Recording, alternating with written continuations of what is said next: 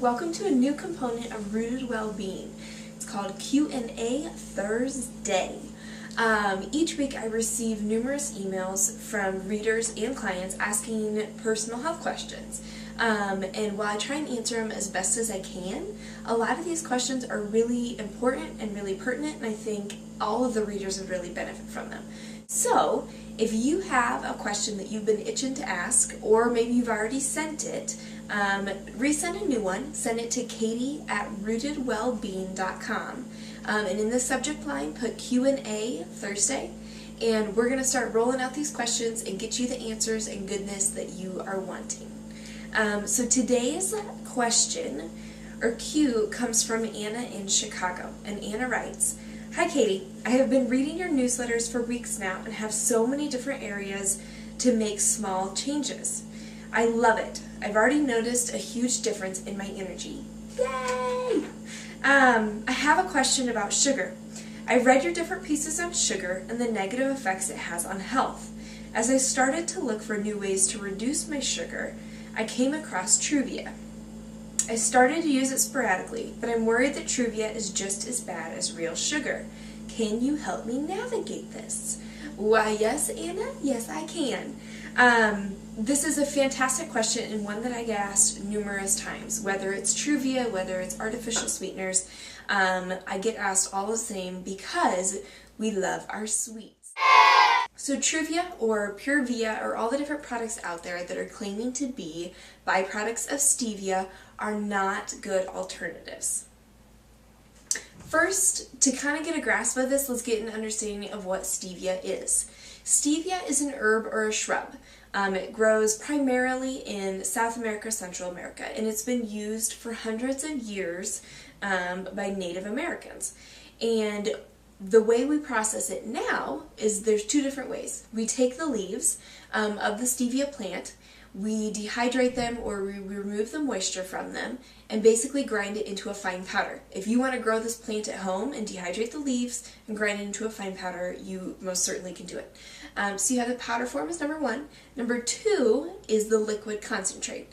And how you make that in order to maintain its pure form is you take the leaves, you put them in water, you boil it down so it makes either a thick kind of concentrate or a syrupy substance you can use. So those are the two forms of stevia that are pure and that are most commonly used. Stevia is a natural sweetener, but it is a strong sweetener.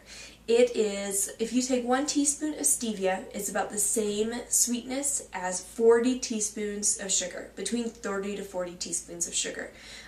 It also can have a distinct aftertaste to it. Some people it bothers, some people it doesn't.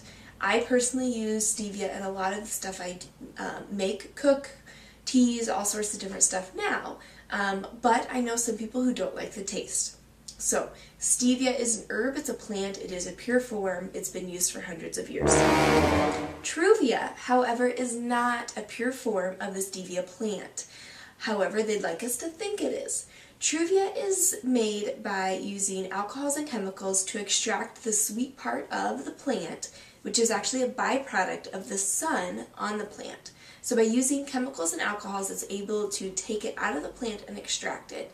So the fine product that you do have is actually comprised of the chemicals, the alcohols, and then the sweet, the rubiana, of the plant. So, because it's a mixture of those, it's not pure part of the plant, and it can actually cause a lot of different health issues. It's a concern for autoimmune, it's a concern for digestive issues, and it's also a concern for food allergies and a lot of times even muscle aches and pains. A personal story, I actually tried Truvia several years ago. I was like, oh, I hadn't done my research. It's a good sugar alternative. It's based on a plant, right? So it's got to be good. It's natural. And within 1 to 2 weeks, I had terrible digestion issues. I had headaches. I think my skin started breaking out a little bit. It was not good for me.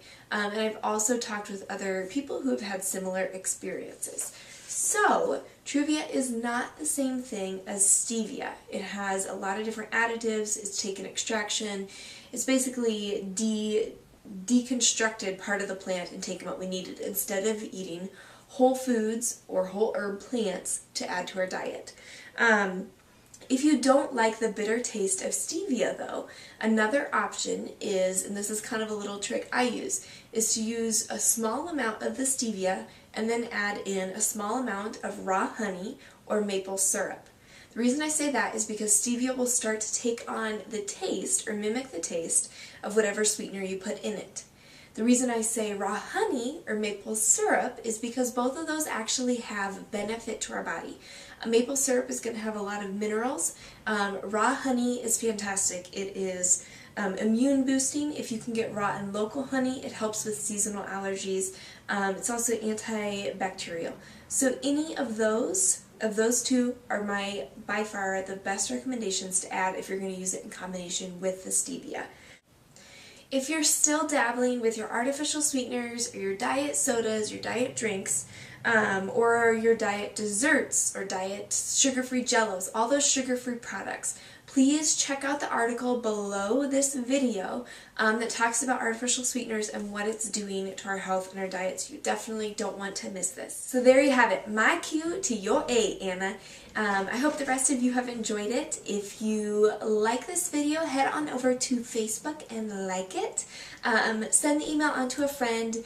Respond to this newsletter if you have a comment on it, or head on over to rootedwellbeing.com for lots of great information, recipes, and you can sign up for weekly newsletters. There you have it. Have a great Thursday.